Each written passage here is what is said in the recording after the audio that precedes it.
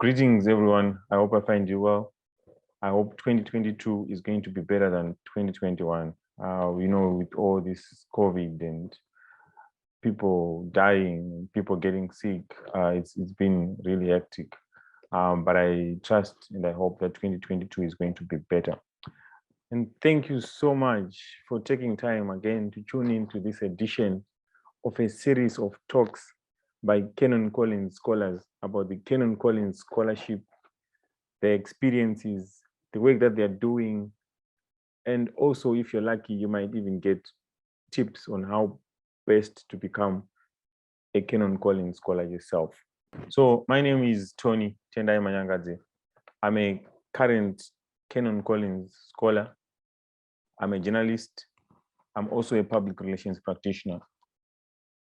I have so many stories to tell, but today, as usual, it's not about my story. It's about a friend of mine, and his name is Kuda Manjonjo, and he's going to be telling us about how he became a Canon Collins scholar and what he's up to, basically. Thank you, Mr. Kuda, for joining us today. I know you. I think the last time we met physically was at the Robert Mugabe International Airport, if I'm not mistaken. We're coming from Cape Town, I'm sure. We're in the same plane. But anyway, so I know you, but I'm sure our viewers would like to know you. So would you mind telling us who you are and what you've been up to? Okay. So I have known Tony for quite a while. I think since 2018. It's been a very good journey of sharing a lot of information. As for me, my name is Kuda Manjonjo. I am Zimbabwean. Organizationally or practically, I'm a political activist, but I also currently work for an education NGO within Zimbabwe. But my heart definitely lies within issues resolving and dealing with socioeconomic struggles, not only for Zimbabwe, but for Africans. I'm also currently a Canon Collins scholar, and I'm doing my PhD at the University of Wits. And my research is actually working on the phenomenon of money changes within the economic structures of Zimbabwe. So yeah, I think that's about me in a nutshell. It's quite an interesting topic. Yeah, money changes. Yeah, I'm sure it is. It is. I know. Especially from Zim, where there are multi-currencies, they tend to be, people who are there. I think most of them are illegal. They're just there. They're not. Yeah. So yeah, I'm sure it's gonna be an interesting read. I cannot wait to read it after you're done with it. The journey has been long, I'm sure. And you have mentioned that you are currently a Canon Collins scholar. So what happened? What really inspired you to apply for the Canon Collins Scholarship? And how did you come about it? It's like, how did you find it? Were you referred to the Canon Collins Scholarship by someone, or how did you end up applying for the scholarship, basically? Okay. So for my honors, I was already studying in Johannesburg at the Wits University still. So within that process, I was now looking for financing for my master's program. So actually, my first application to Canon Collins was for my master's, which unfortunately I did not get, but that was fine. I was still able to then get a PhD. So I think the reason I was able to find Canon Collins is because of me being in such a great institution like this university, where they do quite a lot of work in terms of trying to share details and information as to what applications you can send through for financing and bursaries. And Canon Collins was one of those scholarships that they said we should look out for. So that's how I found about Canon Collins, through the institution of University of Wits. So you've been in the game for a while now, I understand. Because if you have been a scholar before, you were doing your master's and then you find out and then you applied and now you are doing your PhD, it means you sort of understand the system. You've experienced, the application processes of different scholarships, I'm sure. So in a way, would you kindly tell us, in a way, how you applied? What are some of the tips, some of the, outstanding things that you did that resulted in you landing the scholarship, basically? I do know where I was standing, but I think I'm just grateful that it worked out. But I think for PhD, I think the most important thing I would say is that it's important to have a good relationship with your potential supervisor, because at PhD levels, you're not really going into class or anything like that. So I think from a Canon Collins point of view, they want to know that the people who will be supervising you trust in the work that you're doing. So I think for me, that was very important, finding a supervisor who believed in the research that I wanted to do. And then secondly, I think that what was also important was doing something that I was passionate about. So as you know, as a Zimbabwean, the money changer issue is a very big issue, economically speaking. But not a lot of people understand that once you leave the borders of Zimbabwe, there are money changers outside Zimbabwe in other countries, but not as prevalent. So my passion then translated to my actual proposal that I sent through, that even though I was interviewed by people who were not Zimbabweans, they were able to understand the importance or the severity of the topic at hand. So I think that's really important. It's about finding a research topic that you truly believe in. And because of my own political history of activism, this is something that's been very true and core to my work experiences, my own lived experiences. And that then translates to your actual research. So I think that's one advice I'll always give anyone when you're actually trying to do a research. And also, it's important so that you don't get bored of the research that you're doing.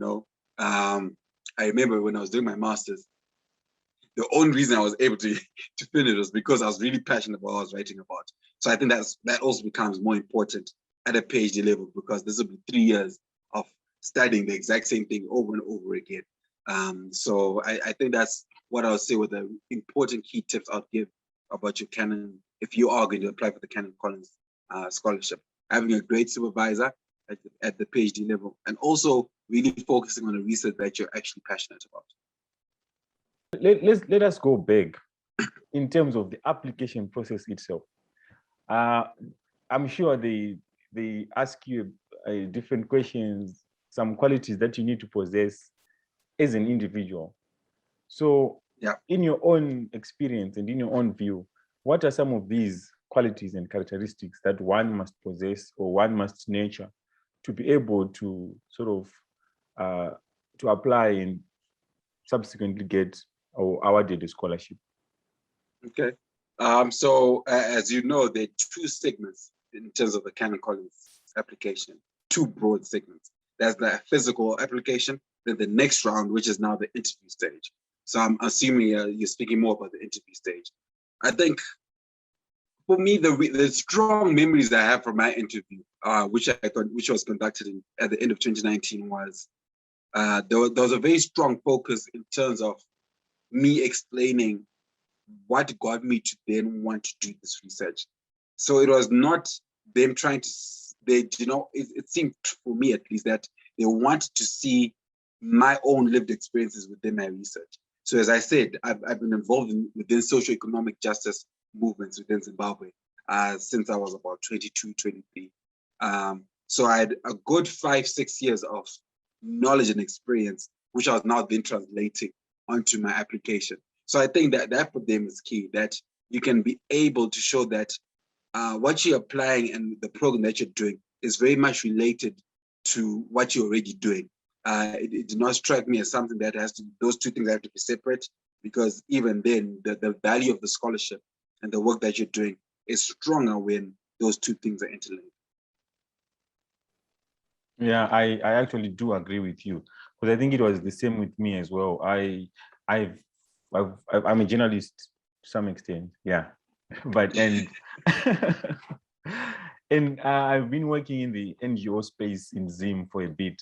So the work that I've been doing and some of the programs that I've studied and seen through, have actually played a big role in my master's research and subsequently also in my PhD research as well. So that connection is really important.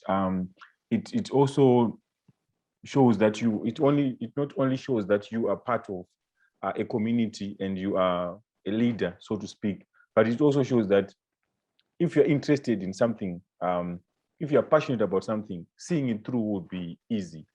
Some people do masters, they do PhDs without really connecting with what they're doing. And after 3 years for a master's, after 4 or 5 years for a PhD, you'll be bored.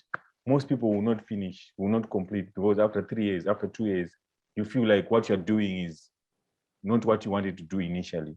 So having that, passion and that, conviction and that drive, I'm sure it really helps you to see the project through. So that really is important. Just like to add on to that, if you may, I think what they're basically making sure that you're not someone who's paper chasing. And this is a term that one of my former colleagues used to use constantly, that people are paper chasing degrees, just doing degrees for the sake of it. And we forget that these are experiences or programs that are actually supposed to be very fundamental in the upliftment of not only your life, but those around you.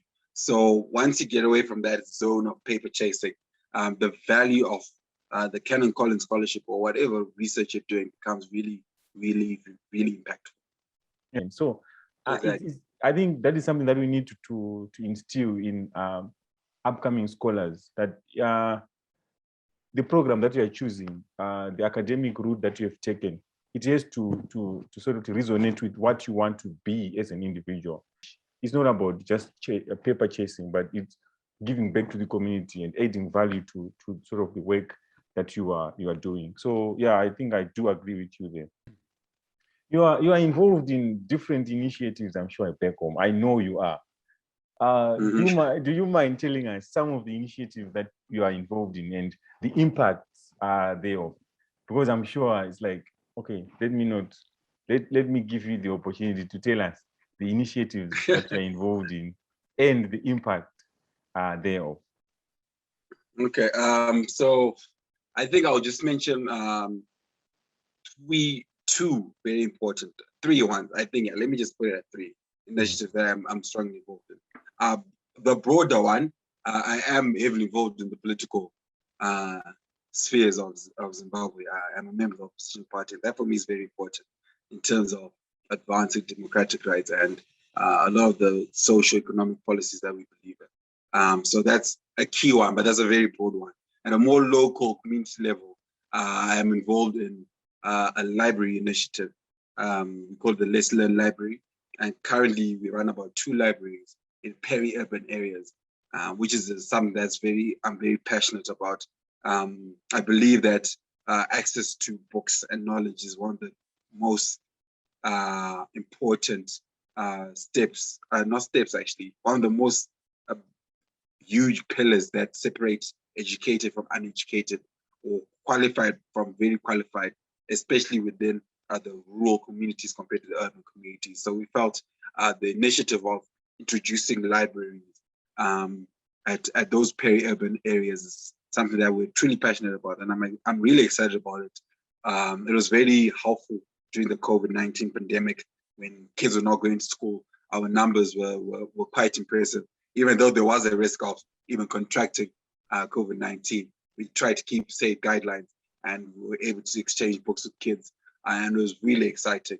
And that's something I'm very passionate about. And then lastly, another initiative I'm passionate about is basically we are in the process of creating what we call the Kroyo Property Owners Association, which is basically a movement within the peri-urban areas, just on the outskirts of Harare, to try get land rights and housing rights for communities that lack the same recognition in terms of papers that give them title deeds, and in terms of access to loans and financing to then improve their livelihoods. So that's also something I'm very passionate about and involved in. And also our drive to get infrastructure development, not only roads, but also talking about schools and water and sanitation and the likes. Wow, those are important projects that you are currently involved in. I mean, like really, it's especially coming from Zim. I'm familiar with the setup where you've got these land barons that are grabbing land and then selling it, and then after you've built, then they come and then they say you're not supposed to build here. So most people are being hoodwinked, so to speak. So you being there, and I'm sure those are some of the issues that you are looking at in your project as well. It empowers communities, it empowers a lot of people. so that they are not victims of scams that are currently going on. I'm really grateful that you guys are doing that. And you Thank you, man. mentioned something that I'm really interested in: political activism in Zim. How is that been for you as an individual? How is that? As an individual, it's been a journey. So I think it really started when I was doing my undergrad program at the University of Zimbabwe. I was heavily involved in the politics at a student activism level. I was able to become a student leader at the university in my final year, and then it just carried on from there. And then 2016, I got arrested for my strong objection to the bond note regime. So for those who may not know, Zimbabwe basically moved from a US dollar economy to one where we were reintroducing the currency. And our issue was the manner and the form in which the new Zimbabwe currency was being introduced.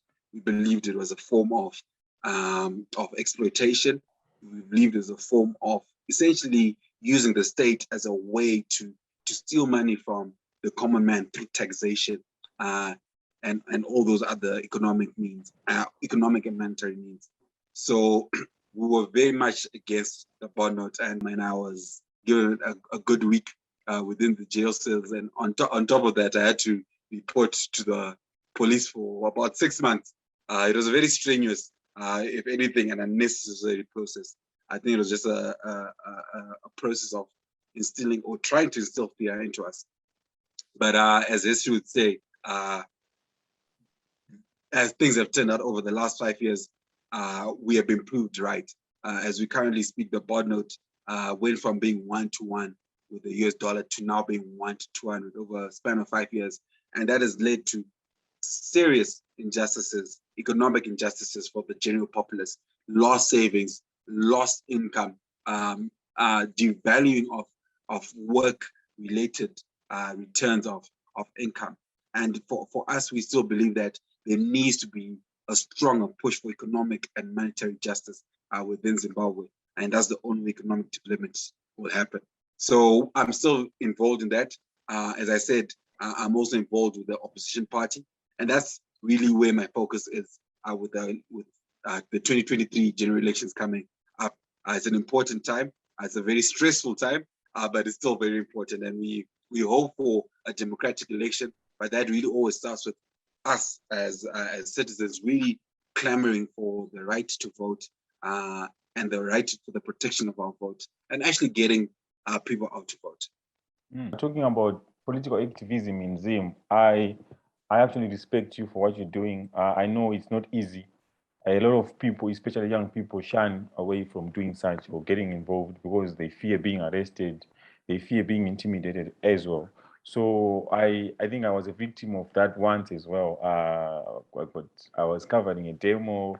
That was me in 2016. I think we were around the same time.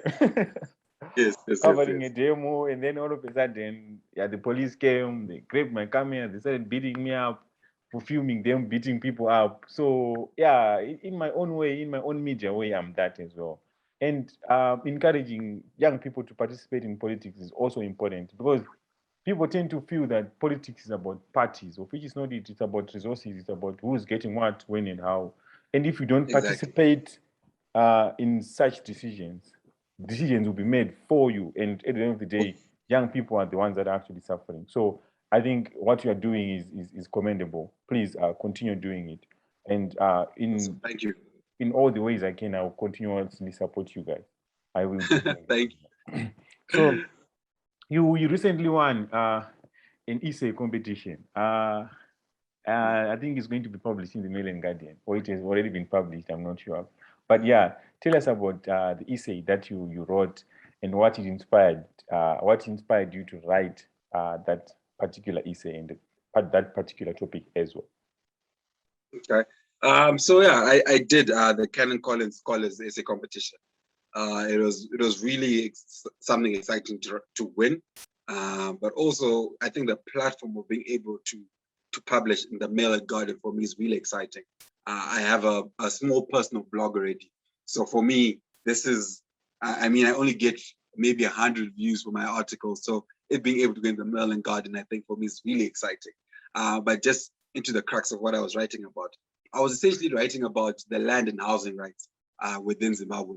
As I said prior, I'm involved in the activism in terms of the peri-urban areas.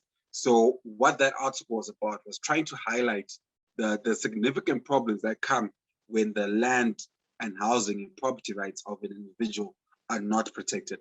And what I decided to do in this article was to take a very strong feminist approach to it, which was writing it from the angle of a single mother.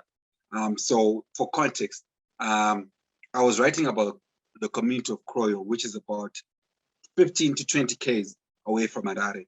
You'd assume that there should be proper road networks and all that stuff, but that is not the case because of the poor conditions in terms of infrastructure development. That is supposed to be done by land developers, but is not being done. And those are what we then now term the land barons. We essentially grab state land and then resell it to desperate house seekers. And they then sell these houses with no title deeds and no legal protection of any sort. And sometimes, even though they might have legal protection and they're title deeded, the land barons do not develop the communities. So they now like roads, they like schools, they like electricity, they like water resources. So I was not really putting it into what is basically termed spatial inequality, where it's the idea that if you do not have these basic rights, which is road network, water and electricity, you are essentially ostracized from decision-making within politics, from decision-making within even the improvement of your child's future. Because a lot of people are now live in Kroyo, but they send their kids as much as 40, 50 Ks away in terms of schooling. It's very difficult for them to move around. Right now, we're in the summer rainy season in Zimbabwe. I can tell you now that 15K stretch, some people take as much as an hour to get home. That's if you have a car. If you do not have a car, 2 to 3 hours just to get home because of such bad networks. So I was really trying to highlight a problem that I think is not spoken enough about. I think it's a problem that also needs to be fixed. And I think it's also a problem that can be fixed, but we just do not consider it a huge problem. This assumption that people decided to be in those situations, and I do not think that is the case. I think there's a very strong lack of financial support, even from banking, to even support people who are trying to live up the ladder. And then this also becomes a colonial legacy where it's only the colonial communities and neighborhoods that were developed prior to 1980 and just after 1980 that have legal recognition of the sort that can get you financing, and that then even increases the amount of inequality. And this affects women profoundly because historically property has been male and it has been white. So now if you're a Black woman, you are exacerbated in the sense that you're not actually, the first house that you get is within those peri-urban areas, but you do not have access to housing or financing to build a better house, or you can't even use that house as a form of security to maybe invest in your business. And then you're still basically stigmatized, and then there's also strong inequality. And the article, I mentioned how in Zimbabwe, there's still only 3.5% of loans are going out to women. 3.5%, which is absolutely ridiculous. And the main reason for that is that women do not have property to then be able to show that I have ability to repay, because that's how banks see it. So for me, it's really something that I wish more was done about. And right now there isn't, even though I'm really trying to, with a lot of other great people, to really get housing rights to be a bigger part of the conversation. There's still a lot that needs to be done. We're talking about institutionalizing the struggle. I think right now it's still very much a personal struggle, or where we're essentially coming together. But I think it's a struggle that needs to then turn into civil society that's involved in this kind of movements. And currently there is not enough, at least for the peri-urban areas. So that's really where the article was going to, and I'm hoping for it leading to more activism along those lines. Yeah, that's really is profound. In a way, you spoke about your article leading with a woman and a feminist approach. I actually understand, because from the work that I'm also doing, I actually advocate for the rights of women, children, and girls. And those are the most sort of vulnerable people in our society, in communities, and their stories are really not told. And when you take a woman's perspective on things, it really then shows people the damage that is being done by these land barons, and that really was profound for me. And I was going to ask you about the solutions to some of these problems that you have mentioned, but I'm sure in your detailed response, you have actually hinted on what needs to be done, and you spoke about us, having more activism around such issues, and I think that is what is needed, especially in an area, in a community like Zimbabwe. So I don't know if you have got any last words that you want to share to our viewers, to our Canon Collins family, and also to the world at large. I think I'd just like to say thank you, first of all, to the Canon Collins community. Besides, I think for me, the whole privilege, as I take it as a privilege and an honor to have someone financing my studies, I think the community I'm involved in terms of meeting people like you, Tony, and other people who are really doing amazing works around Southern Africa, for me is really phenomenal. It keeps you motivated. It helps with the networks. You learn a lot. You become a better person. And I'm really grateful for that. I think just the communal effort people have in terms of making sure that we are moving forward as Africa, for me, is something that's really amazing. And it's something that I hope carries on. And then maybe just to the general community, the general populace, I think is about reminding them that you have every right to live as you hope your life to be. And for me, that really speaks to ensuring that your legal, socioeconomic rights are uplifted to a level where the basic manners of living a healthy life, having a good job, having a good education, having good housing are taken care of. And I hope in whichever form or manner you can be part of that, you can support those struggles, and your lives will be the testament to the success of what we are trying to do. Wow, that really is deep. Again, thank you so much, Kuda, for taking your time. I'm sure with all what you've mentioned that you're doing, it's a lot. And taking a few minutes just to talk to us, it really means a lot. And I personally want to wish you all the best in your PhD studies. And yeah, I'm looking forward to having more discussions with you. And also, I'm Awesome. sure there's Thank you so much. the library project that you are involved in. I'm just going to talk to you after this discussion. I'm sure there is something that I can also do for you. So I'll be in touch. Thank you so Thank much you for so your much. time, and all the best in your studies.